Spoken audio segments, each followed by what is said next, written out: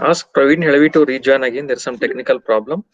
Praveen Helvi, please rejoin again. Ask him to rejoin again.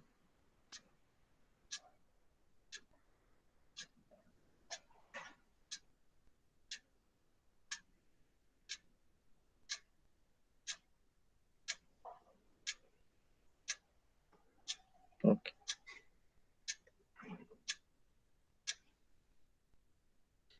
In the last class, we discussed about the CPU, Central Processing Unit.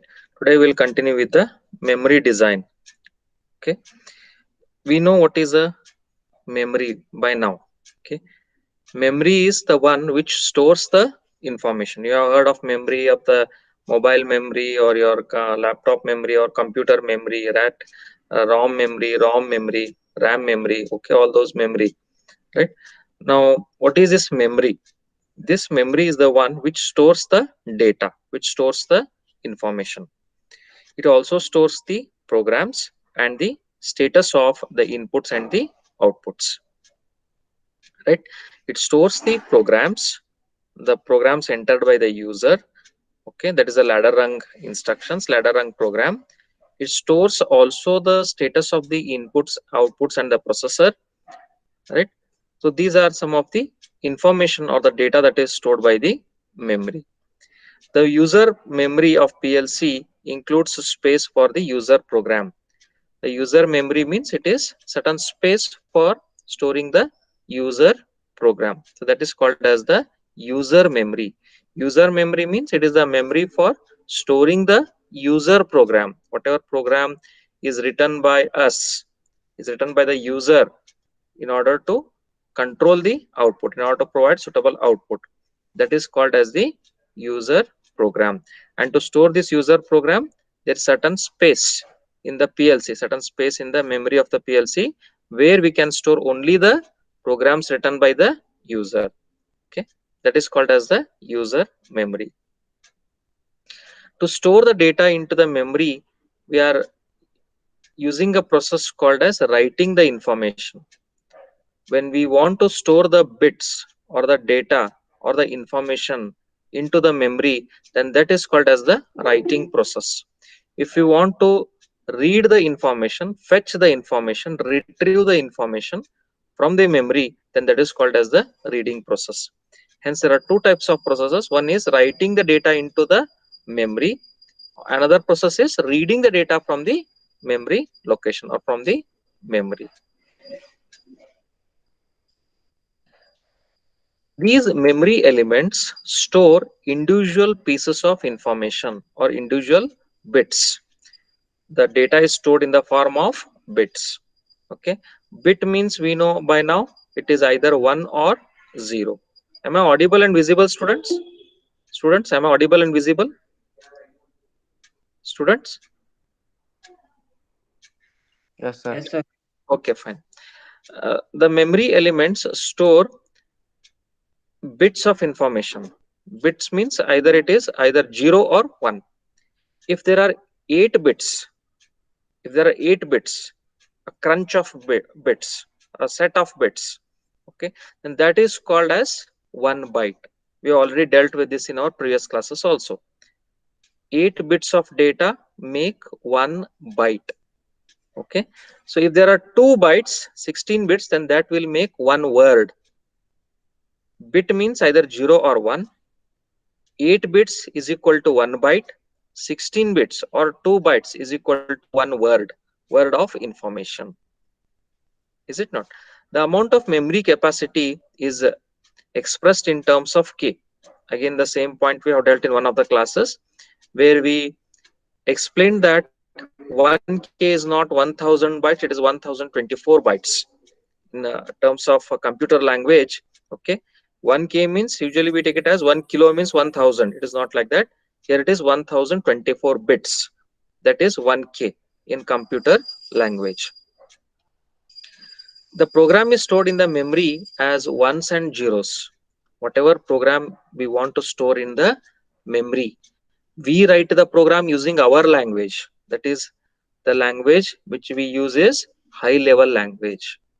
But internally, inside the PLC, in the memory of the PLC, this program is stored either as 1 or 0. Every instruction that we are writing, the ladder rung that we are writing, that is stored either as a 1 or a 0 in the memory of the PLC.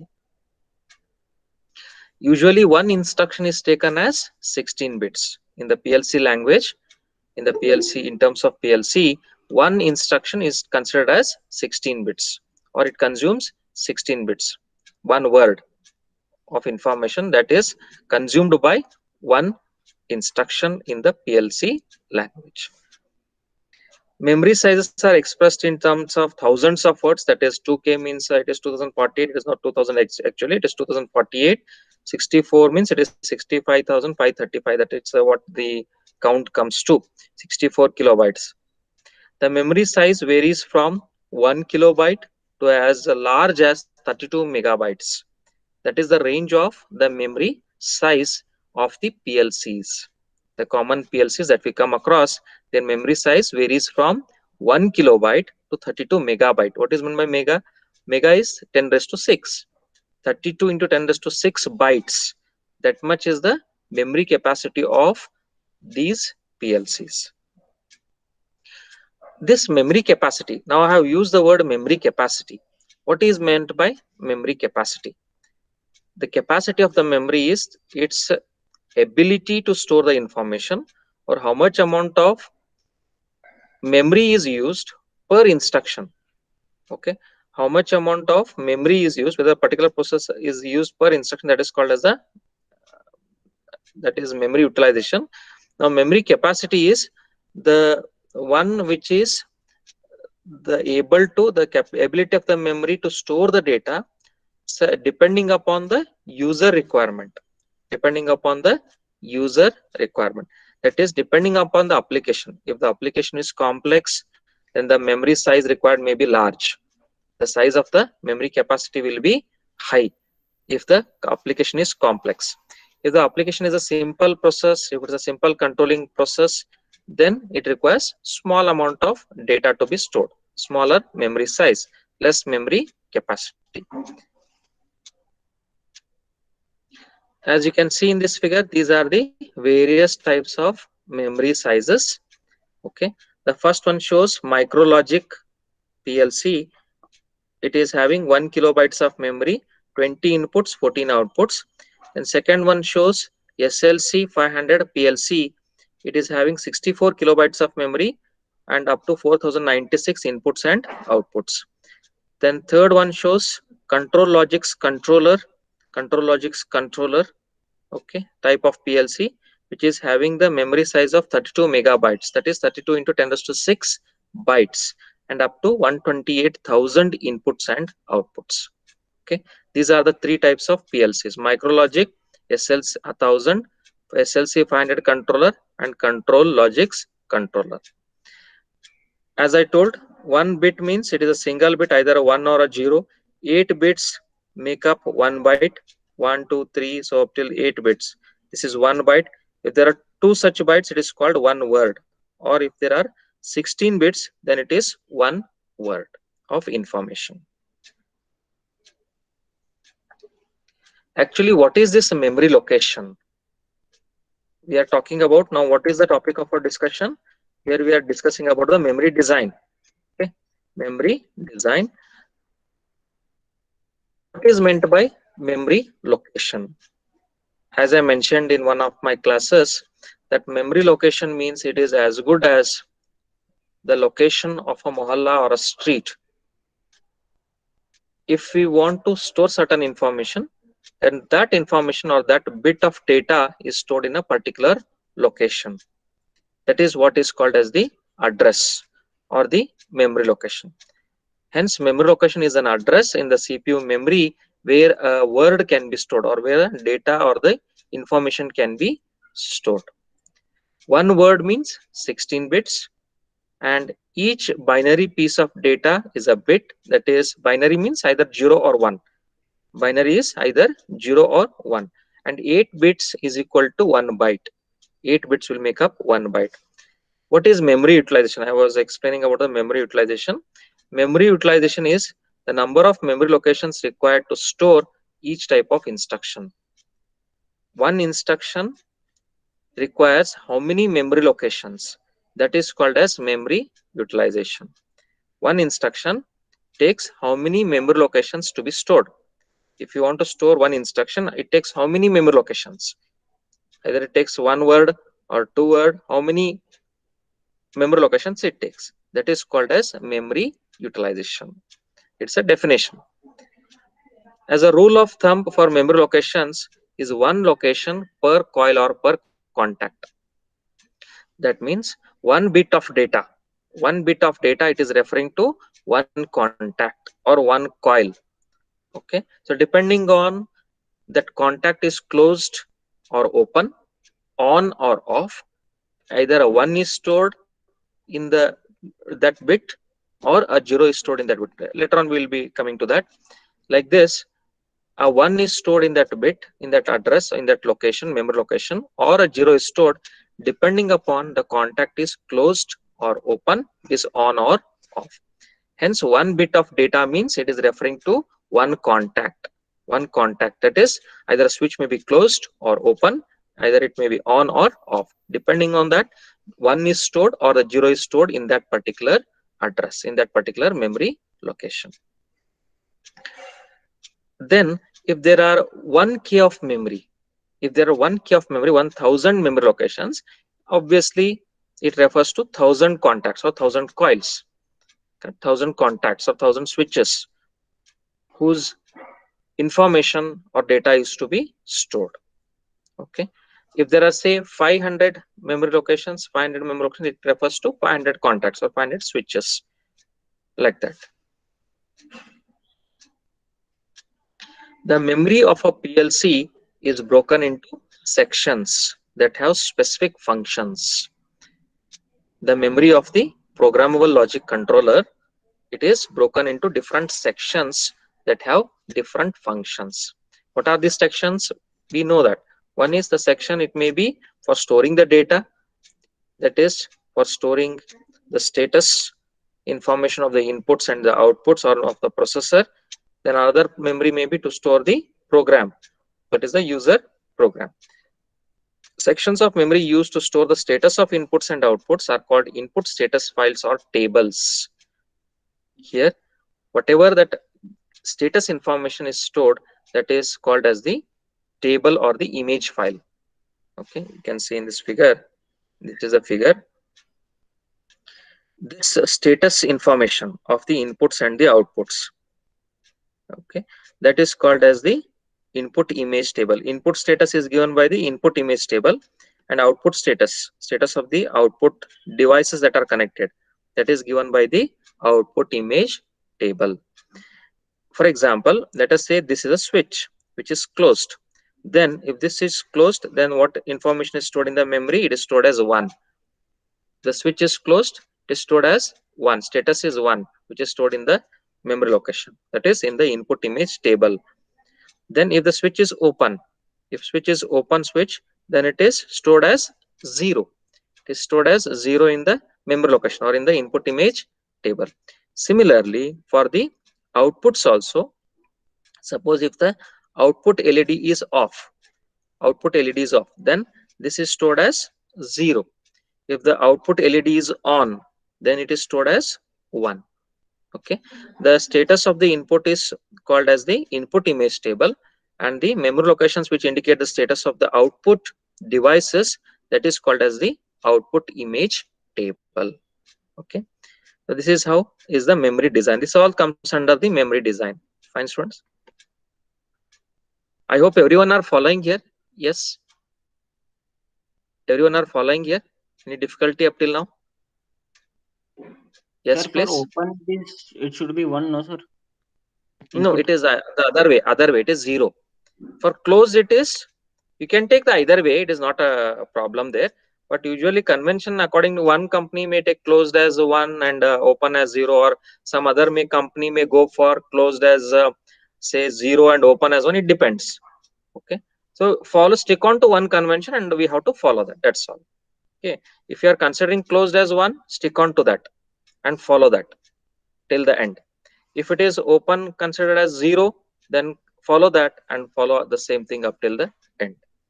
Okay, you have to stick on to one convention. It's a convention. Okay, is it clear? That point is clear, students? Yes. I Yes, hope sir. that point is okay. Fine. These terms simply refer to a location where the status of input or output device is stored. That is the input image table and the output image table. Each bit is either a 1 or 0 depending on whether the input is open or closed. A closed contact would have a binary 1 in its location in the location input table, whereas in open contact will be stored as 0. If the lamp is on, then it is stored as 1 in the location. If the lamp is off, then it is stored as 0 in the location. That is what is the memory design here, students. In examination, if they ask about the question on memory design, then you all have to cover all these points, including all these figures. So whatever we have discussed from the memory design, covering all these points and these figures, you have to explain.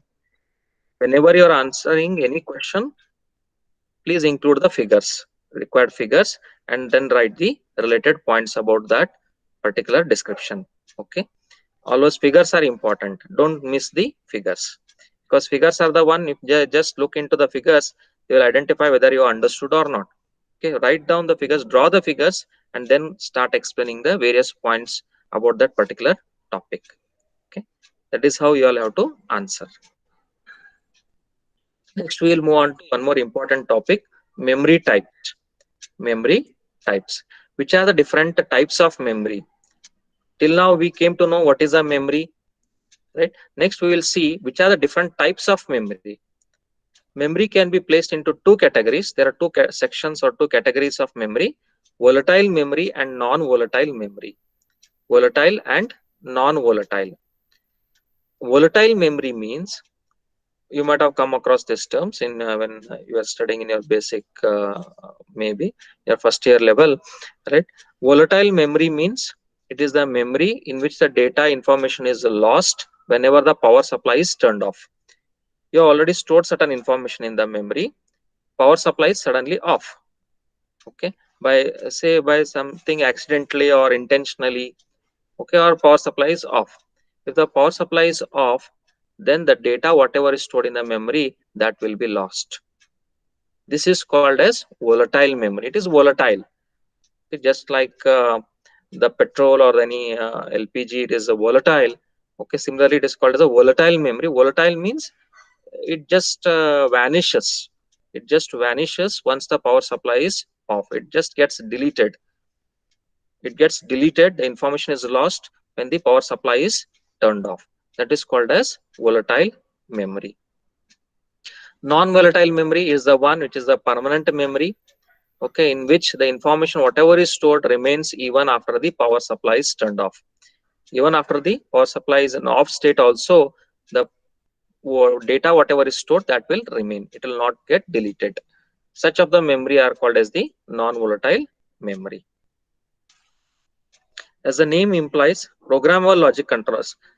These are the two types of memory. Then PLC uses which type of memory, whether it is using volatile memory or the non-volatile memory. Programmable logic controller, PLC controllers, or the PLC, it makes use of non-volatile memory. Okay, programmable memory. Programmable memory means you can store the program according to the user requirement. Okay, it has programmable memory that allows user to develop and modify control programs. The user can change the programs as per his requirement. That is the flexibility given by the PLCs to the user. He can write a program, he can change it whenever he require, can develop any type of program, he can again store that. That is called as programmable. The memory used by the PLC is non-volatile, so that if power is lost, the PLC holds its program.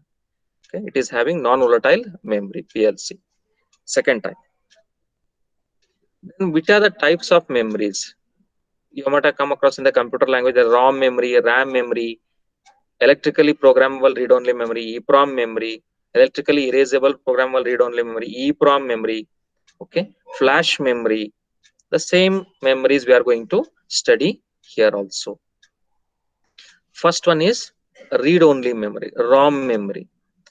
ROM, it stores the programs. Read-only memory is for storing the programs and the data cannot be changed after the memory chip has been manufactured. Okay, ROM memory is the one which stores the program usually, and RAM memory usually stores the data usually, right? But ROM memory, when the data is stored, it is a read-only memory. We can only read the information from this memory. We cannot write the data into this memory. That is why the name given to this memory is read-only memory. We can fetch the data, can read the data from it, but we cannot write the data. ROM is used to store the programs and data that define the capabilities of the PLC. ROM memory is non-volatile. So this ROM memory is non-volatile in nature. Even after the power supply is lost, the data is not lost. ROM memory is used by the PLC for the operating system. This is mainly meant for storing the system software. That is, the operating system is the one which controls all the operations of the PLCs. Okay, for PLC, for example, there is a operating system for the computer. What does it do? Operating system of the computer, it controls all the required operations of the computer. Okay, all the different operations of the computer are controlled everything by this software, that is called as the operating system. Similarly, here to control all the required operations of the PLC, all the various operations of the PLC, how to input the data, how to send the output, okay, how to process the data, all that information is stored in the operating system. It is in the operating system software, and that operating system software is stored in the ROM memory of the PLC. This operating system is downloaded into the ROM memory by the PLC manufacturer. One who manufactures PLC, he downloads this operating system software into the ROM memory, or it is called as burning. Burning the software or downloading, both mean one and the same. Burning the software means it is nothing but downloading the software, okay, or it is storing the software into that particular memory. That is called as burning. Next type of memory is random access memory. This is random access memory. RAM. R stands for random, A stands for access, and M stands for memory. Random access memory. This is also called as read-write memory. That means we can read the data from the memory, and also we can write the data. We can store the data into this memory. Also, we can write it whenever we require it. Okay. Hence, it is called as read-write memory. But this RAM memory disadvantage is that it is temporary memory. Temporary memory. That means once the power supply is lost, whatever data is stored in this will get lost. It is a temporary memory. So if you want to bring down that data back, if we don't want to lose that data, what we should have? We should have certain backup. We should have certain backup power supply, so that whatever data is supposed to be lost when the power supply is turned off, that time it will take care of that and data will not be lost. RAM is volatile, meaning that data stored in RAM will be lost if power supply is lost. A battery backup is required to avoid losing data whenever there is power off. Okay. Most PLCs use, sometimes most of the PLCs are using a technology called as CMOS RAM technology for the user memory. CMOS RAM technology. Now, CMOS RAM technology, CMOS stands for complementary metal oxide semiconductor. Full form of this CMOS is complementary metal oxide semiconductor. It's a technology for developing the ICs, integrated circuit chips. Okay, you might have heard of ICs, whatever are used in your mobile phones, right? So this IC stores, it is inside the IC there are a number of components such as resistors, capacitors, diodes, transistor. Okay, all are there in that IC, and that IC is meant to perform a particular function. Okay, if we are considering an IC, say to for performing certain function, for example, we have certain ICs. Okay, we have op amp in our analog say lab, and we have digital ICs, various ICs, okay, which are meant to perform a particular function. Okay, so like that, every IC is having its own functionality, its own function to perform, and that IC technology, one of that IC technology is called as the CMOS technology, which is meant to design and develop the ICs. This technology is used for the user memory. The advantage of using this technology is the memory will not get corrupted, okay, and the memory life is extended. The memory life is extended. You will get a larger life of the memory, longer memory life if we use this CMOS RAM technology. Okay, that is what is in the next point. CMOS RAM chips have very low current draw, that is they are drawing less current, power consumption is less. Okay, if the power consumption is less by these circuits, what will happen? The efficiency will be more. Efficiency of the circuits will be more. They are able to do more tasks, they are able to do more functions, and can maintain memory with a lithium battery. The lithium battery is used along with the memory, which will provide a lifespan of about 2 to 5 years. Okay, next is erasable programmable read-only memory, EEPROM memory. First we saw the ROM memory, then we have seen the RAM memory. Next is EEPROM memory, erasable programmable read-only memory. It is also the ROM memory only. This erasable programmable read-only memory, it is also the ROM memory only, but the difference is that in the ROM memory we cannot erase the data. Whatever data is written is already stored, we cannot erase it, but here we can use certain process to erase the data whatever is stored in the ROM memory. That is why it is called as erasable programmable read-only memory. Erasing means deleting the data, deleting the information. Okay, deleting the information, deleting the data, right? That data we can delete it using a certain process, such as using ultraviolet light. Okay, so this ultraviolet light is made to fall. Ultraviolet light, it is a form of light energy. That light is made to fall on this IC, the chip, the integrated chip, or that certain small component which is used to do a particular function. When it falls on that chip, okay, what will happen? Whatever data is there in that chip, that will get lost.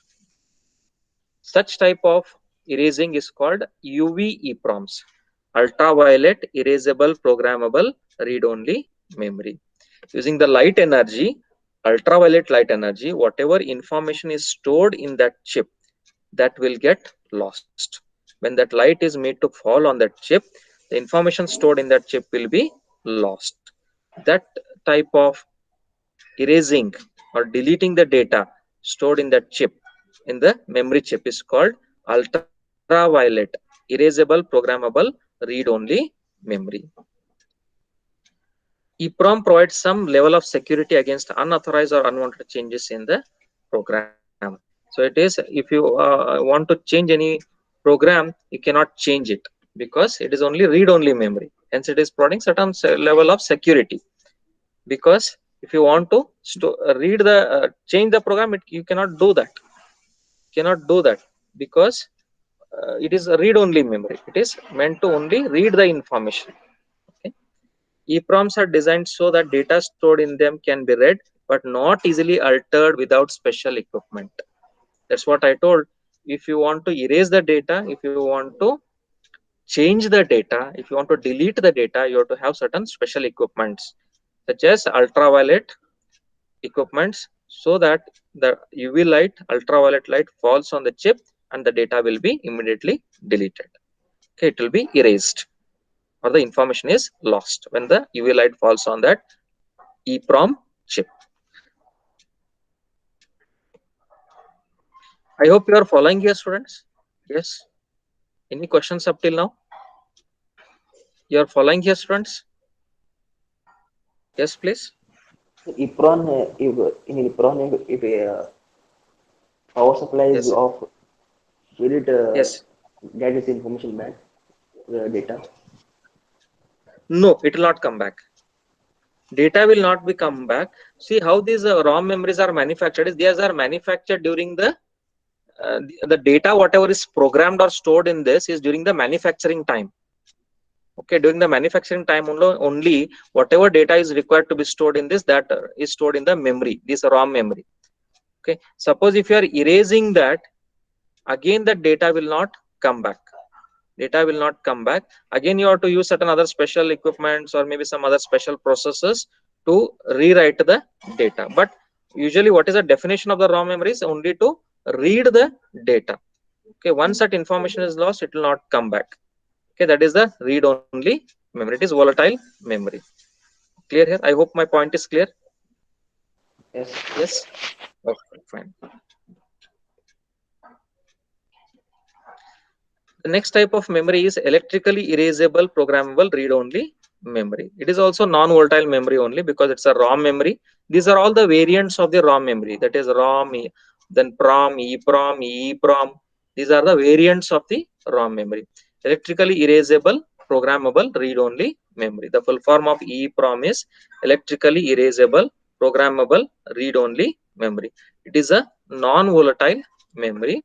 That means information is not lost when the power supply is lost. When power supply is turned off, information will be retained. It will not be lost. Here, the advantage of this EEPROM is it can be electrically overwritten with new data instead of being erased with ultraviolet light. If you want to write some new data, that is what you are asking the question in the previous one. So here, that is the advantage of this EEPROM memory. You can electrically overwrite with some new data instead of erasing with ultraviolet light. Okay, that is the advantage of this EEPROM memory. If you want to store some new information, that can be done using some electrical processes. There are certain electrical processes wherein you can store certain new information in the same memory, in the ROM memory itself. Okay, that is the advantage of this EEPROM memory. That's a special process. Okay, because the EEPROM is non-volatile, it does not require backup. Of course, it does not require any backup because it is non-volatile memory. Hence, the backup power supply is not at all required for the EEPROM memory. And of course, it is a permanent memory. It stores permanent storage of program and can be changed using standard programming devices. If even though it is a permanent, yes, please. Any questions? Somebody was interrupting. Yes. Any questions? Any doubts, students? Following right? Yes, please. Following right, students? Students, any questions up till here? Yes. Sir, as you said, ROM is volatile, sir. But we the mobile phone also uses ROM. We can store information in ROM, no, sir? Correct. ROM memory, usually what is done is, in the ROM memory, usually the program is stored. Usually, there are two types of memory usually.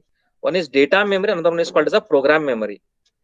The data, whatever is there, that is stored in RAM memory. Okay. And ROM memory is non-volatile. It is not volatile.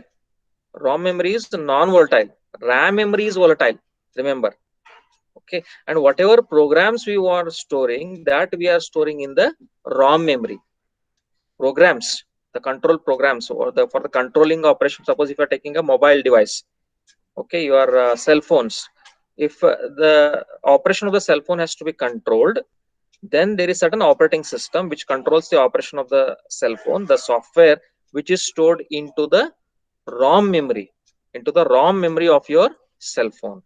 Okay, that program uses the data, and then it will control accordingly the different operations of the cell phone. Okay, ROM memory is non-volatile. Remember, RAM is volatile. Okay, ROM memory is non-volatile memory. Okay. I hope that is reached you. And any other clarification you request, students? What was your question actually? Yes, please. I got it, sir. I got it. Got it. Fine. Okay, good.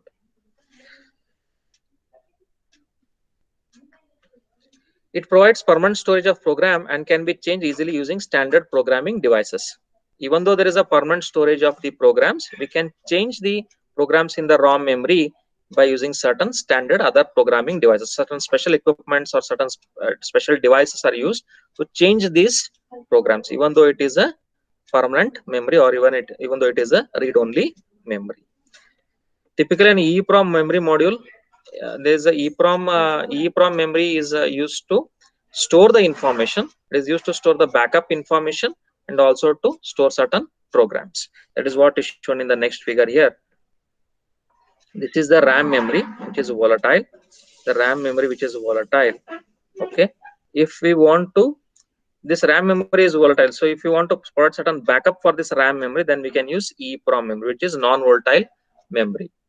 RAM memory is volatile. We want to provide certain backup for the RAM memory, so that even though the power supply is lost, that is stored in the EEPROM memory. So that backup is being provided by this EEPROM memory. That means whatever information is stored in the RAM memory, the same information is stored in the EEPROM memory also, so that whatever information is lost when the power supply is lost by the RAM memory, that will still be stored in the EEPROM memory. So it is providing a backup. Okay. That is one point. And another thing is that it is to use to store the data and certain PLC programs. Okay. Executed program, current data, memory bits, timers, and counter. These are the various information stored by the RAM memory. Okay. The data that is memory bits, regarding the information regarding the timers, that we'll see later. That is at the end. There is one topic on that where we'll be discussing about the timers, timer Sir, information or the count. Yes, please. sir, do we have to keep that EEPROM? We cannot use the EEPROM only, in other words, instead of using RAM. If you are using RAM, you cannot use EEPROM, you mean to say? So do we have to use EEPROM? I mean RAM. We cannot use EEPROM. No, I didn't get your question. Please repeat it. I'm not audible. So we cannot use EEPROM instead of using RAM because it's Okay. non-volatile. No? Yes, of course you can use. Of course you can use. It's an advanced memory. Definitely you can use. Instead of going for RAM, you can definitely use EEPROM, or you can use EEPROM. Yes, of course, it is possible. I hope I reached you. Yes, sir. Okay. Next one is the flash memory. As you are aware of it, flash memory is you're using flash drives, right? Okay, flash memory is the memory which is the most fastest among all the different types of memories. The data storage, the data reading, the data writing, everything is very much faster in this flash memory. Okay, it is the fastest among all the different types of memories. The flash EEPROM are similar to EEPROMs in that they can only be used for backup storage. They can be used for the backup storage. The main difference is they're extremely fast. That's what I told. They are very much fast in saving the data, in storing the data, or in the reading of the data. They do not need to be physically removed from the processor for reprogramming. One advantage of this flash memory is there are two types here, students. One is the inbuilt, another one is the one which is say it is a modular type, that is you are connecting from the outside. There is a flash slot which is provided. You are providing the flash just like how you use your pen drives, right? Just like how your pen drive, there is a slot provided, and this slot is being inserted with this flash drive. Okay, so there are two types. One, the flash drives comes inbuilt, the flash memory comes inbuilt, and one more, there is a type wherein we can just reconnect this flash drives wherever we require in different modules. Okay, so that is the next point. I'm coming to that. So physically removed, they do not need to be physically removed from the processor for reprogramming. If you want to reprogram, if you want to store a new program, they need not be removed from the processor. They are inbuilt. Why you want to remove them?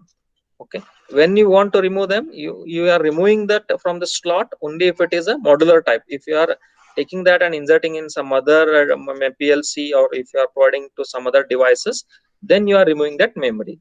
Okay, otherwise if it is inbuilt, it is fixed, you cannot remove from that PLC. Hence it is not necessary to write a program once again if it is not they do not need to be physically removed from the processor for reprogramming.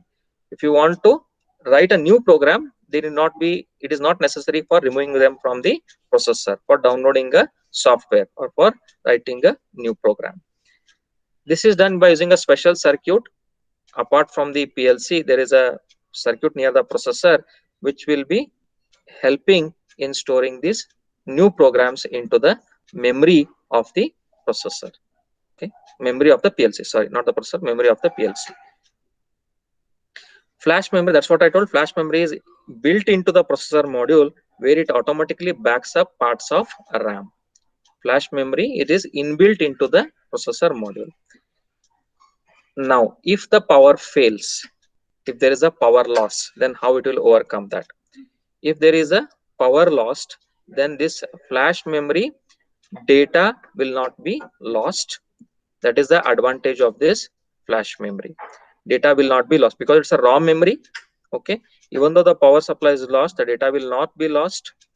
Okay, even if it is working condition and say the power supply is lost, then the flash memory will be retaining its data even after turning off of the power supply, or even after the power is being restored. The same data whatever is holding by the flash memory, that will be retained, it will be not lost. Okay, if power fails while a PLC with flash memory is running, the PLC will resume running without having lost any working data after power is restored. Okay,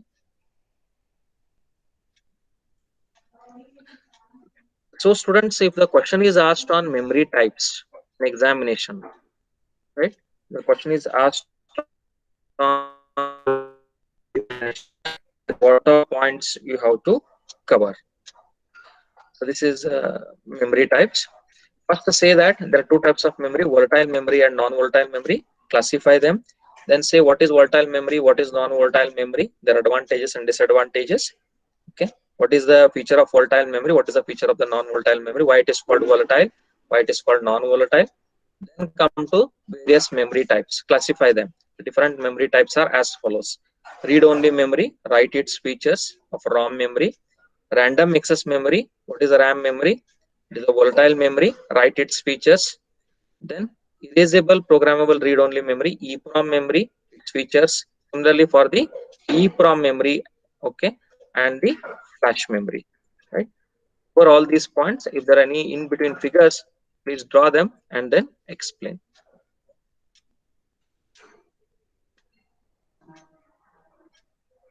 Next, we will move on to a new topic called as programming terminal devices. Programming terminal devices.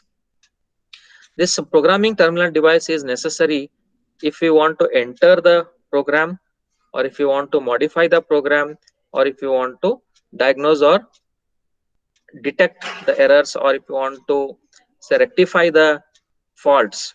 So for all that, this programming terminal device is being used. So this programming terminal device, it is manufactured by the PLC manufacturers for various different types of programming devices. One such device is shown here in this figure, is the handheld programming terminal device.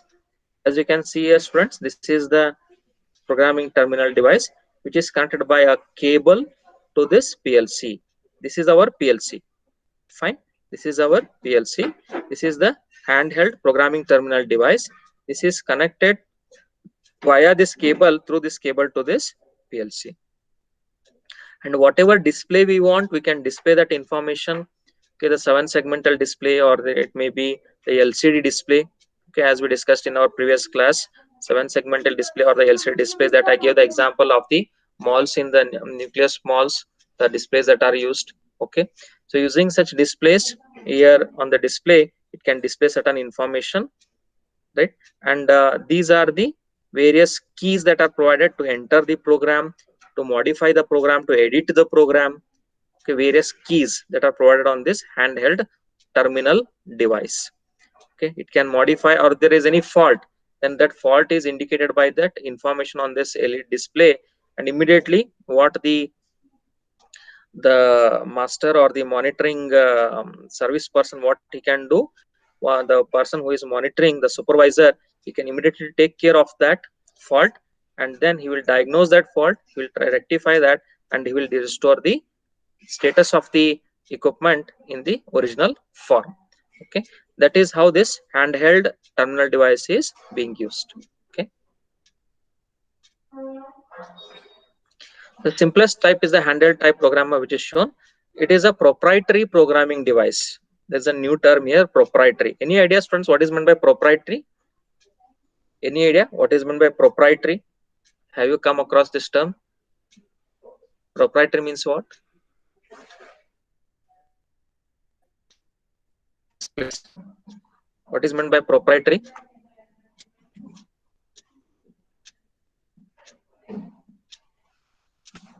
Yes, proprietary. Have you heard of it? You have not heard? Okay. Proprietary means it is the ownership. When I use the word proprietary programming device, that means it is owned by a particular owner. Okay, and only the owner has the right to use this device or this equipment. Others cannot make use of this device or the equipment. That is the meaning of proprietary or the proprietorship. Okay, it is the ownership, the right given to the owner, so that he can only make use of that device or the equipment, and others cannot make use of that device or the equipment unless and until he gives the permission. The owner should give the permission, only then others can make use of. Okay, otherwise the others cannot make use of, right? Handheld programmers are compact. These equipment, they are compact, they are cost effective, right? They are inexpensive, and they are flexible. So, excuse me, sir. Yes, please. Yes. So this kind of device they even use in automobile to check uh, the faults and diagnose. Same thing it is. Yes. Yes, sure. Of course they are using. PLC is a area wherein it is connected to your automobile, your mechanical parts, mechanical equipments. Okay, every in industry, it may be a automobile industry, it may be there. That's what we discussed in our introduction class. Okay, it may be automobile industry, it may be robotics.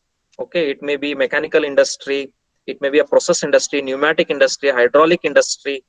Wherever it is in industry, if they want to control that particular device, okay, in the industry environment, they are controlling in the industry environment, then they are making use of the PLCs and this handheld devices also. It is possible, definitely. So the error, whatever Are you you okay said, with that? show, yes, sir, that error displays on this, no? Yes, Any of course, fault or accuracy error, will be displayed. Yes, sir. sure. But accuracy, it will show that error, because every equipment that it comes, it is having certain amount of accuracy. Accuracy means what, students? For example, if you have gone through the register, whatever you used in your labs, maybe in your basic electrical lab, okay, whatever you have learned, if you have learned that, okay. So those are the every equipment that it has its own accuracy. Accuracy means what? It is a tolerance, right? Now the accuracy, suppose say if it is given for this device, suppose say if it is measuring the certain parameter, okay, suppose say it is measuring certain say level of the liquid in terms of voltage, right? Then that accuracy is given in terms of millivolts or microvolts, right? What is meant by that accuracy or the tolerance? Suppose say if it is measuring the voltage of say 3 volts, the level is 3 meters or 3 centimeters, say, then it is for that 3 centimeters, say the voltage that it is measuring or it is displaying is 3 volts, right? This can have an accuracy or the tolerance of plus or minus 0.3 millivolts or plus or minus 0.5 millivolts. What it means? There can be certain error, level of error. Try to understand here. There can be certain level of error between 3.5 millivolts to 3.05 millivolts to minus plus zero point 0.5 volt error may be there, 0.5 millivolt, or there may be error of 0.5 millivolts, either side. Okay, that means exact value may not be 3 volts only. It can be 3 volts minus 0.5 millivolts, or 3 volts plus 0.5 millivolts, the higher end and the lower end. That's how it is, the accuracy or the tolerance level. Every device comes with that tolerance level or the error percentage, certain percentage of error. So like that, it will be able to measure with that much amount of accuracy with which it is coming. I hope it is clear to you. Yes, my point is clear. Yes, sir. Yes, please. Okay, fine. So they are compact, inexpensive, and easy to use. That's what I told. It comes with the LCD display or the LED display to display different values. We can enter the data, we can edit the data, we can navigate the keys, we can use them flexibly as and how we require, moving around the program. We can enter the programs into the PLC memory using these handheld devices. Handheld programmers have limited display capabilities. Display is less. Okay, why they are less is they can display only last instruction of the program.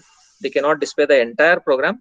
but there are certain recording devices that we'll be studying next. Okay, and certain intelligent handheld devices, wherein using those intelligent devices we can store the, or we can display the entire ladder program, entire ladder rung instructions. That is possible with the intelligent handheld programming devices. Okay, but if we are using a normal terminal device, then it is not possible to display all the instructions of the program. Only certain 2 to 4 instructions, last 2 to 4 instructions, or the last instruction of the program is possible to be displayed. Some units will display only the last instruction, or 2 to 4 rungs of ladder logic. 2 to 4 rungs of the ladder logic will be displayed only if it is a normal terminal device. If it is a sophisticated one, if it is an intelligent terminal device, then it can display the entire program. So this intelligent handheld programmers are designed to support a certain family of PLCs from a specific manufacturer. They are special. They are intelligent handheld programming devices, right? Most popular method of PLC programming. Now, if we want to store the program in the PLC, there is one more way of storing the program. One way is using this handheld terminal device. Another way is used to use our personal computers, PCs, along with our software to store the program into the PLCs. That is stored in shown in the next figure here. You can see in this figure, using the software that is in the form of a CD, which is in the form of a CD. The software is in the CD, stored in the CD, and then using this laptop computer or the laptop, we can store the program into the PLCs of, into the memory of the PLC. Okay, and then we can control it as and when, as and how we require it, using the laptop or using our PCs. Right? This is another way of storing the programs into the memory of the PLCs. Popular method of PLC programming is to use personal computer in along with the manufacturer's programming software. Abilities of the programming software include what are the capabilities of this software. Okay, so that is one of the important point here. That is online and offline program editing. You can control the PLC online because it can be connected to internet. Okay, it can be connected to internet. Through the internet, you can control the PLC online. You can control it offline also. Program editing is possible. Online program monitoring is possible, students. Then program documentation, you can document the programs. Okay, you can diagnose, that's what I told previously. You can diagnose the fault, you can rectify it, you can restore back the original functionality of that PLC. Okay, and troubleshoot. Troubleshoot means you can rectify the fault. Diagnosing is finding the fault. Diagnose means to find the fault. Troubleshooting is to rectify the fault and restore the original system back. That is a troubleshooting. Okay, finding out the errors and then restoring the system back. It is also possible that hard copy reports generated in the software is printed on the printers. Okay, that is the next recording device what we are studying in the next topic. Using the printers, we will be able to print the documentation. What all software we have typed or we have entered, whatever program we have stored in the memory of the PLC, that is also possible to be printed on the printer. You can take a copy of that program, whatever you have stored in the memory of the PLC, on the printer. Okay. Next one is what I wanted to discuss is recording and retrieving data.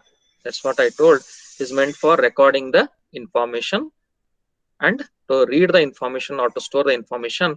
Okay, that is retrieving the data, whatever we want to permanently maintain some records. Right, for that purpose, we are using these recording devices or the retrieving devices. Can you give me an example of recording device, students? Recording device, any example? Just now I highlighted recording device. Yes. Any example? Wherein you can store the information. Recording. What is meant by recording? You can store it permanently, is it not? Recording. Printers. Printers are the one which are meant for recording the information. Printers are used to provide hard copy printouts of the processes may in the ladder program format. Simple. Because the PLC memory is storing the ladder program or the instructions. So whatever the printer is printing the information, it is in the form of the ladder program only. It is in the form of instructions. And we know that instruction is taking 16 bits, one word. One instruction in the PLC takes one word or 16 bits. And we know one bit is either 0 or 1. Lengthy ladder programs cannot be shown completely. If there is a lengthy ladder program, it cannot be shown completely. Okay. Then if a screen shows maximum of 5 rungs at a time, sometimes there is possibility that it shows only 5 instructions. Okay. Sometimes it is so possible that it can take the complete printout. Okay. And we can take the complete printout of the program and we can analyze that program. Okay. What I mean to highlight here is the previous topic which we discussed, that using the handheld terminal devices. There I discussed a point that it can display only 2 instructions or it can display only 4 instructions or the last instruction. But if you want the permanent all the instructions, then we can take a print of that, so that all the instructions whatever are there in that program, okay, that will be we are getting the hard copy of that, okay, using the printer. One more important point is PLC. In the PLC, we can store only one program at a time. Okay, only one program in memory at a time is possible to be stored in the PLCs, not more than one program. Okay, that is one of the important point.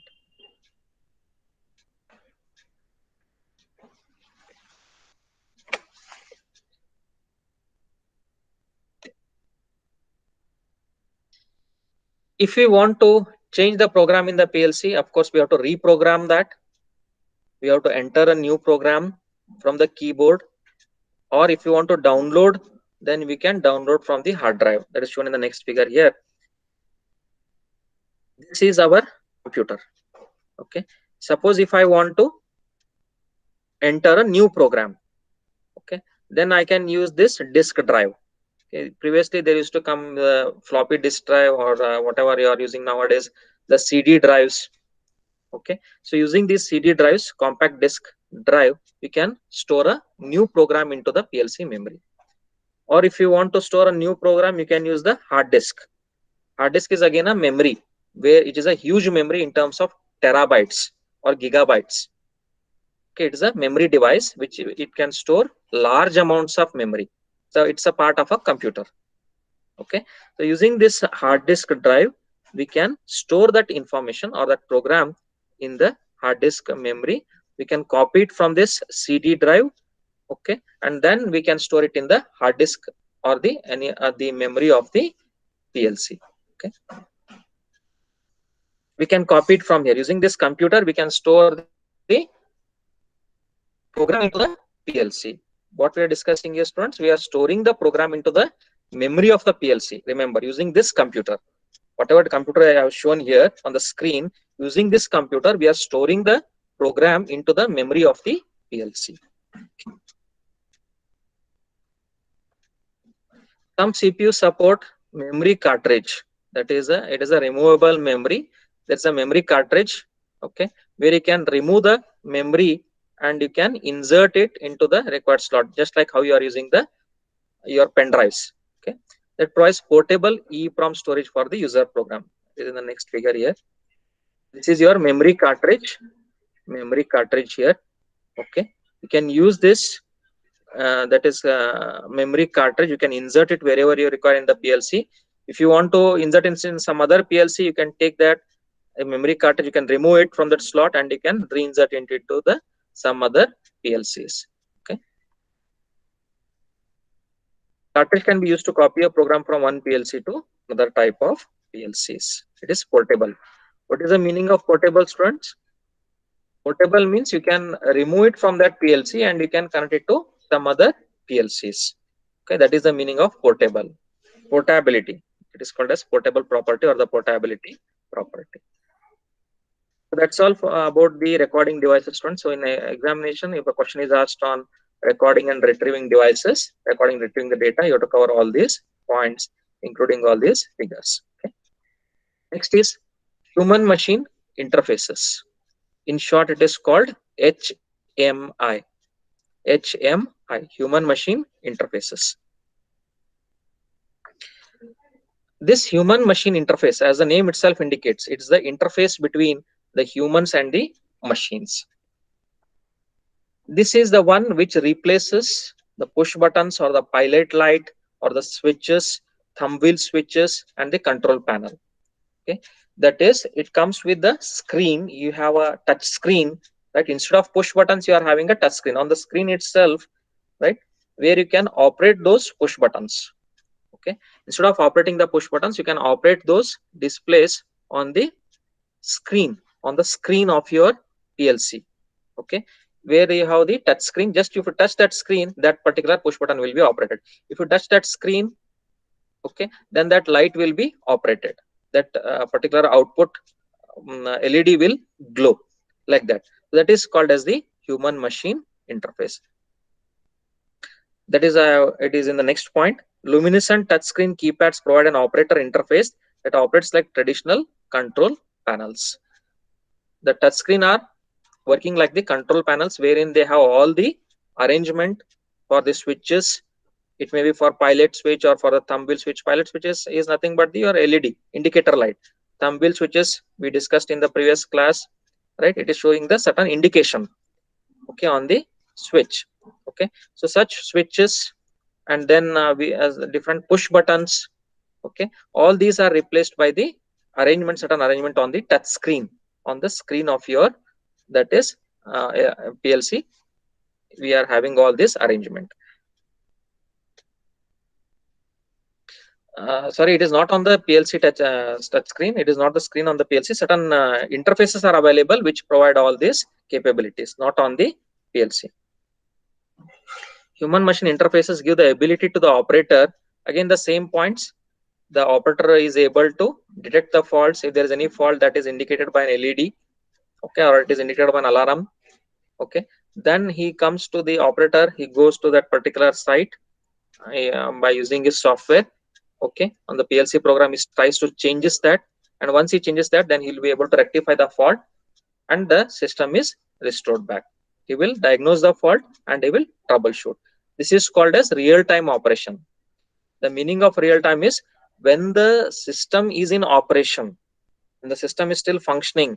So if there is any defects, okay, if there is any fault, that can be restored online. Okay, it is called as real-time.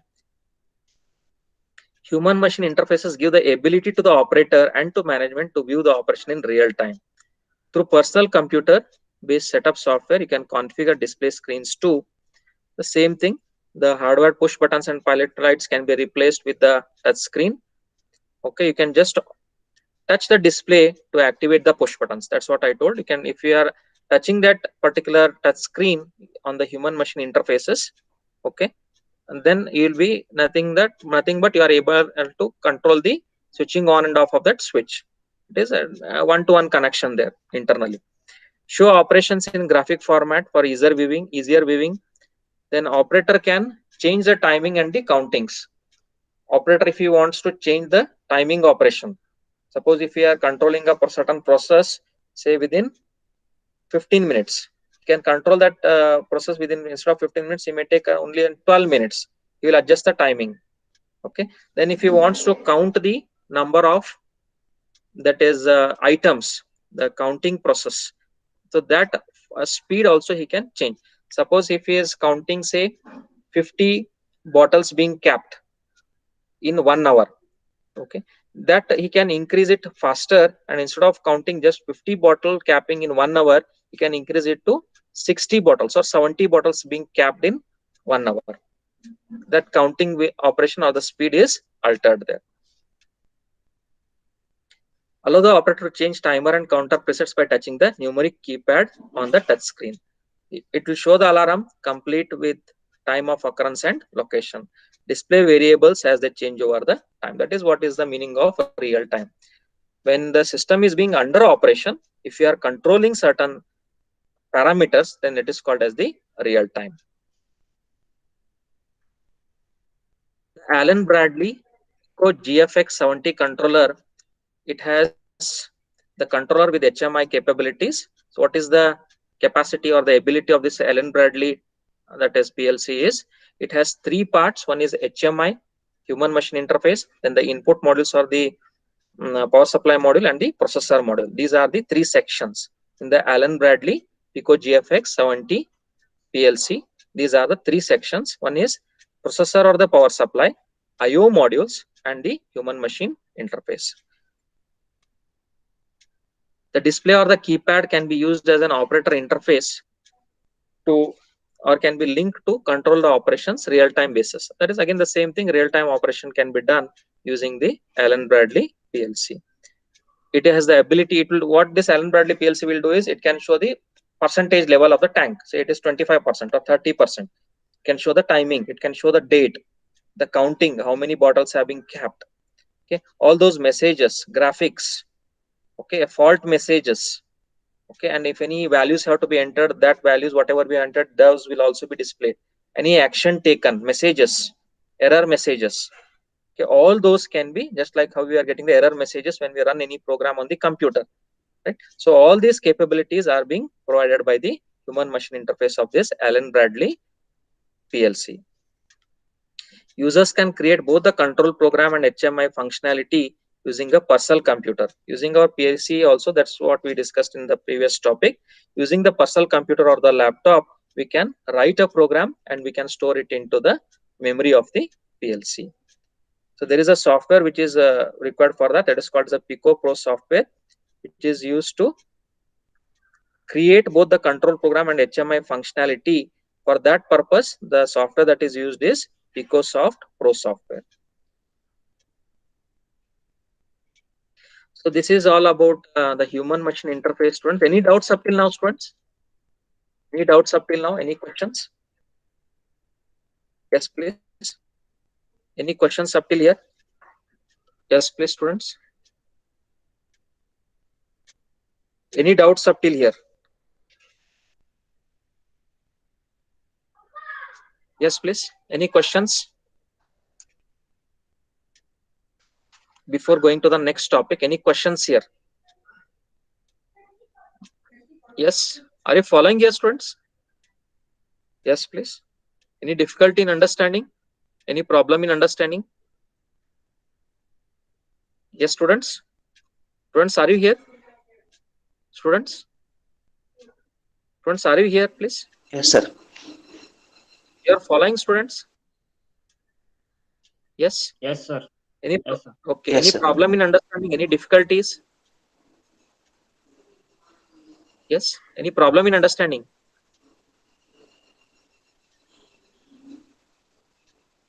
If you have any questions, you can ask. Get your doubts cleared.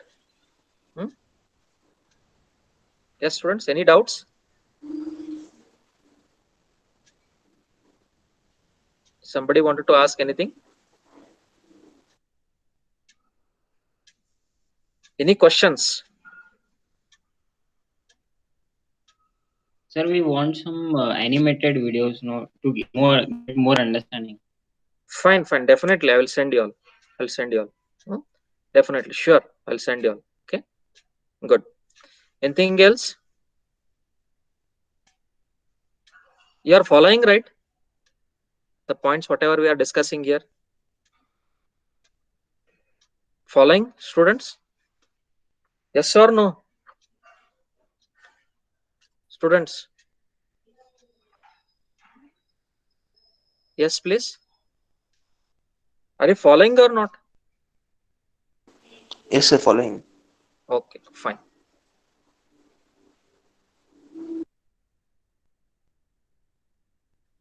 This is another interesting topic. Basics of PLC programming, and in particular, we are studying about the processor memory organization. Again, it's a same thing only, just they are explaining in details whatever we have studied from the beginning. Again, they are explaining in detail. The same thing it is. Now, let us say there is a certain PLC. Okay, there is certain PLC manufactured by one manufacturer. Okay, and we have discussed Allen Bradley, Pico, ControlLogix. Okay, ControlLogix, SLC controller. Okay, there are different PLCs. Now, even though there are different PLCs, the programming, even because their memory is different. Okay, their IO addressing capability is different. Okay, IO and the number of inputs outputs are different, right? And the memory organization is different, instructions are different. Okay, even though they are appearing to be same, the fundamentals, the basics appear to be same, because these instructions are different, the memory organization is different, IO addressing is different, the different PLCs manufactured by PLCs are different only. Okay, that means what? Suppose if you want to use any programming language for one PLC, the same programming language cannot be used for the other PLCs. That is the difference between the PLC manufactured by one PLC and their software being used, and the PLC being manufactured by another manufacturer and their software being used. They are not portable. That is the word that we have to use here, portable. Okay, that means they are not portable. That is, whatever language, programming language, okay, we want to use for one PLC, the same cannot be used for other PLCs. They are not portable. Okay. The memory map or structure for a PLC processor consists of several areas. The memory structure of a PLC processor, it is having different sections, and each section performs its own functions. If we consider the Allen Bradley PLC, they are having two sections, memory sections. One is the rack based section, another one is the tag based section. Rack section and the tag section. Okay, that is the two types of memory in case of Allen Bradley PLCs. In this chapter, in this module, we will be covering only the rack based systems, rack based type of memory.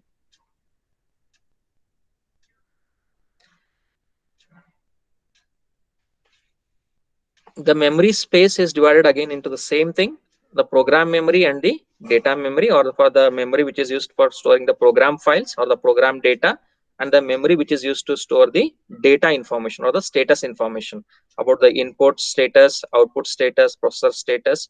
That is the data files or the data information. Now, the length of these sections, the memory length, can vary depending on the manufacturer and the model. Some manufacturers specify only this much is the memory size. That's what I was introducing in the earlier slides. Some of the memory, they had only 32 MB. Okay, they had 32 MB size, large size, and some of them they had just 2 kilobytes or 64 kilobytes, 32 kilobytes, like that. That is, depending on the manufacturer, the size of the memory will differ. It will change from one manufacturer to another manufacturer. If we are storing the programs, they are nothing but the ladder instructions or the ladder programs that we are storing into the memory of the PLCs, memories of the PLCs. So these programs, they decide the size of the memory. If the program size is large, then the memory capacity required is also large. If the program size is less, then the size of the memory required is also less. And hence, the size of the memory depends upon the program. Okay, depending upon the program that we want to store, that decides the size of the memory. That is what the point here I have mentioned. The program accounts for most of the total memory of a given PLC system. Most of the total memory is consumed by the programs only. Okay, the program, the ladder instructions, whatever we are entering, the user is entering, that will consume most of the memory of the PLCs. This logic consists of instructions that are programmed in a ladder logic format. The same thing, the ladder rung instructions. Most instructions require one word of memory. This you all have to remember. Most of the instructions of the PLC, they require one word of memory. One word means how many bits, students? One word is equal to how many bits? Yes. 2 bits. 1 byte means how many bits? 8 bits. 2 bits. 8 bits. 8 bits. 8 bits. 1 byte means 8 bits. Good. One word means how many bits? 16 2 bits. bits. 16 bits. 16. Exactly. 16. Yes, you are all right. Correct. The data file store the information needed to carry out the user program. That is the same thing again, status of input and output, status about the timers, counters, data being stored, all that status information is being stored in the data memory or in the data files. Contents of the data table is divided into two categories, that is status and the code or the numbers. Okay, status is on or type of information that is stored in the data table, whether it is if the switch is on or if the output device is on, then it is stored as 1. If the input device is off, input switch is off and the output device is also off, then it is stored as 0. Okay, then the code information is the group of bits that are stored as a byte or word locations. Code information means it's a group of bits. Okay, if it's status information means we know only status means either on or off, correct? Either it can have only two states, either a 1 or a 0. That is called a status information. If there are number of bits which are showing the status, then that is called as the code or the groups of bits. Okay,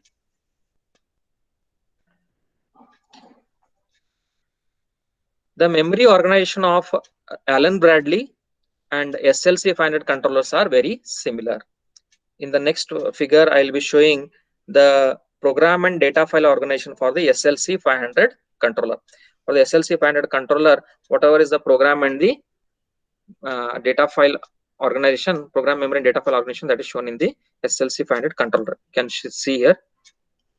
The next one, program and data file organization for the SLC 500 controller. This is how the memory is organized in the SLC 500 type of PLC. This is the program memory. Program files means program memory. File is nothing but collection of programs. File is a set of programs or the collection of programs, that is called as a file or a software. Okay, the program memory, it consists of system functions, reserved category, user program, subroutine programs. We'll see them. Okay, so these are the programs which are program files, okay, which are stored into the program memory.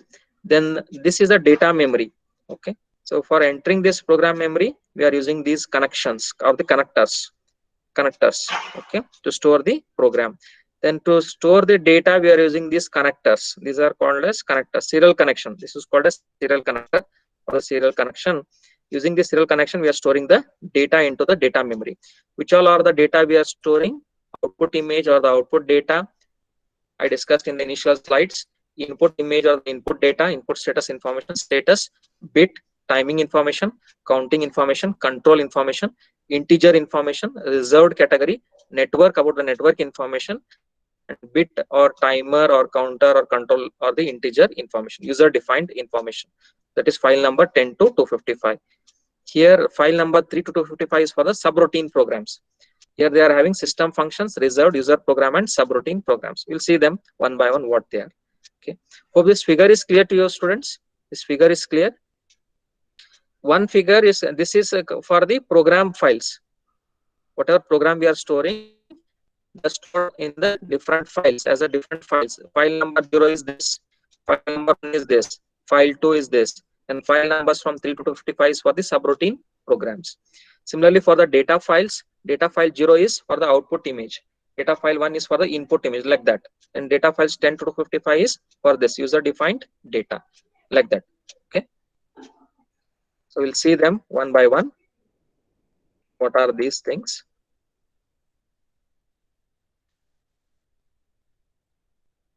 Contents of each are as follows. Program files are the areas of the processor memory where ladder program is stored. Is it not? These will include system functions, that is file 0.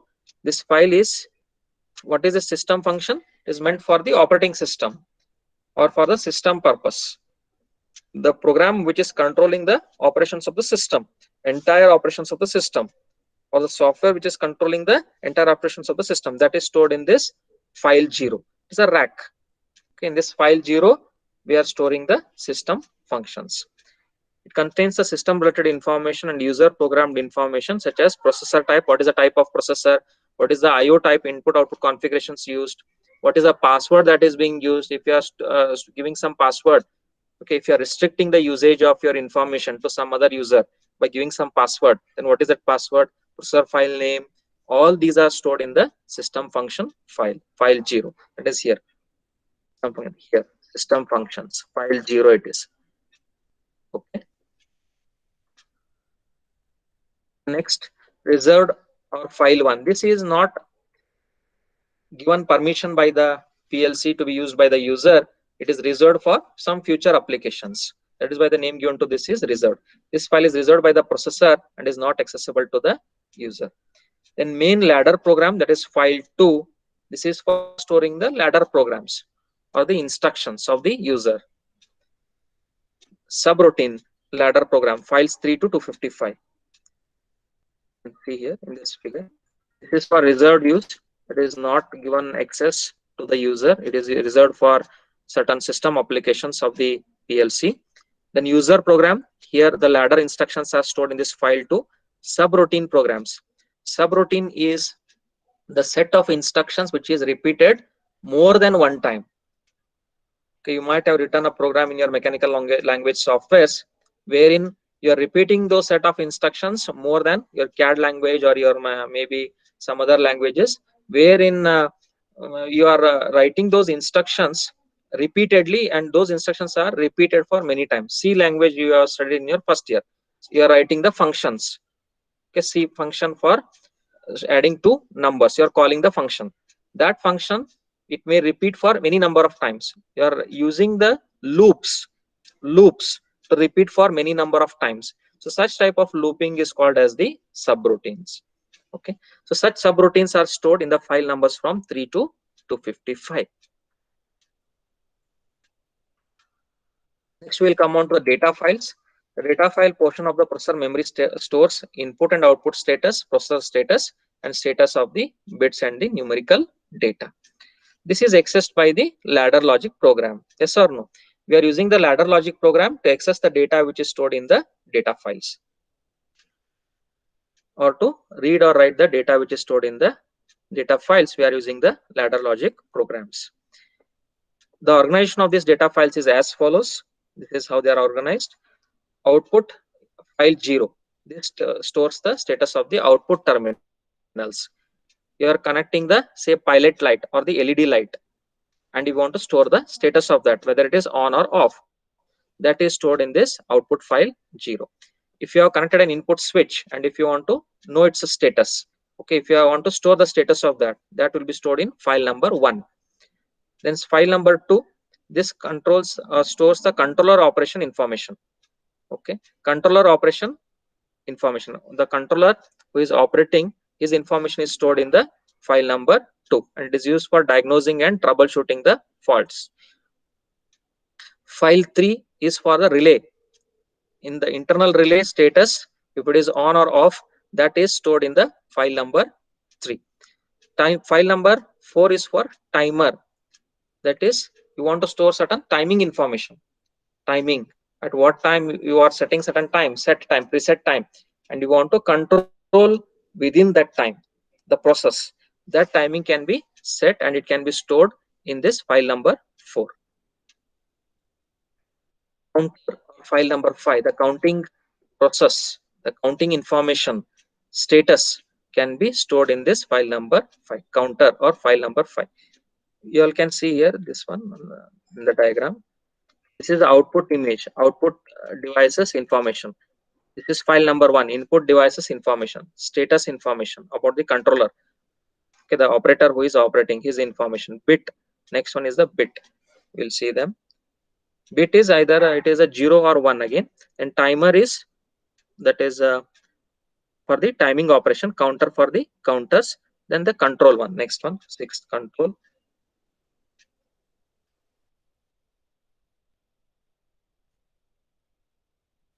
Control, this file stores the length or the pointer position and status bits for specific instructions.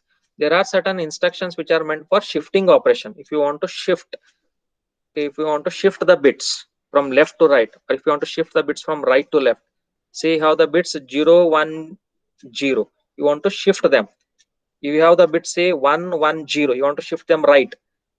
Okay, so that shifting operation, such data and sequencing instructions where you can change the sequence.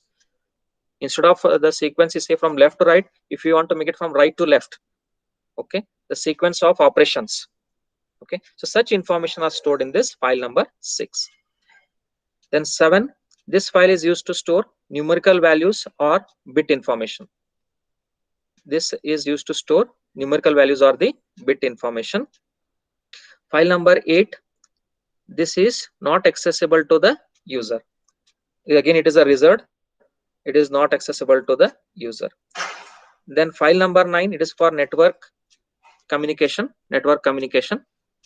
If you are using certain LAN communication, okay, in PLCs, you are linked with certain other PLCs. If you are controlling one PLC with other PLC, okay, if you are communicating between one PLC to another PLC, then such network information is stored in this file number 9. Then user defined files, file numbers 10 to 255. These are all meant for the user, one who is writing the program. If you want to store certain bit or timer or counter information or controlling information, or if you want to store certain integer information, all that can be stored in the file number from 10 to 255. Okay. So any doubts on this processor memory organization, students? Any doubts here in this processor memory organization? Still it is there in this, I will continue in the next class. This processor memory organization, still it is not completed. Okay.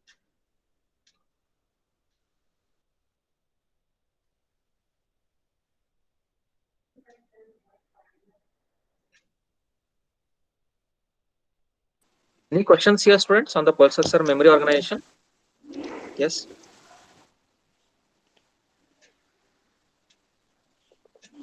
Yes, please. Any question? Any video if is there, you can, sir, can you share it on this topic? Yes, sure. I'll send it. Sure. I will send you all. There's no doubt in it. Okay, Yes, sir. fine. Good. So in today's class, students, we have started from the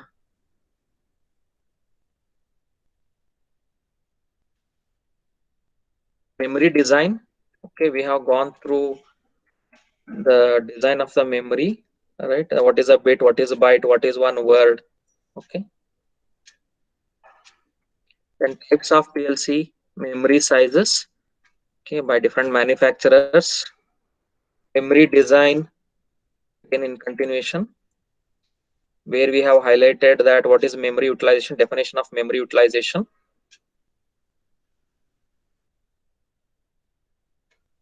Then this input image table and output image table, which is showing the status of different input switches and output devices. Memory types, we have started with the volatile memory and non-volatile memory. Then memory types such as ROM memory, RAM memory, erasable programmable read-only memory, EEPROM memory, electrically erasable programmable read-only memory, EEPROM memory. Okay. Then flash memory, programming terminal devices. I have highlighted with the figure here. What is meant by programming terminal device? Is used to store the program into the PLC memory with the handheld devices. Similarly, we can also store the program using the laptop or the computers using certain software into the PLC memory. Next, we have seen what is recording and retrieving the data. We can record the data using the printers. The complete program can be recorded or it can be printed onto the printer. Okay. We can copy the information from the that is the computer to the PLC, and we can use the memory cartridge. We can insert it into different slots from one PLC to another PLC. It is portable memory cartridge. Human machine interfaces, where display is used, a touch screen display is used, which will mimic the push buttons or selector switches or pilot lights, or it may be control panels. Then these human machine interfaces are used to control the different switches or say the output devices by just touching the screen, touch screen. Then Allen Bradley controller, it has its own parts such as a human machine interface, processor or power modules, and the IO modules. Okay. Then these will perform their own function. We know their functionalities. Then we have come to the processor memory organization, wherein we highlighted that memory sections are there, such as program file section and data file section. And program file section includes in the that is a SLC 500 controller all the system function file 0 that we have shown in this figure, file 1, file 2 for user program, file 3 to 255 subroutine programs, and then for the data files, that is output image, input image, status, wait, timer, counter, control, integer, reserved category, network, and for the user defined functionalities. Okay, so that's all for today's class, student. If you have any questions to ask, you can please ask any questions. Anything you all want to discuss? Yes, please.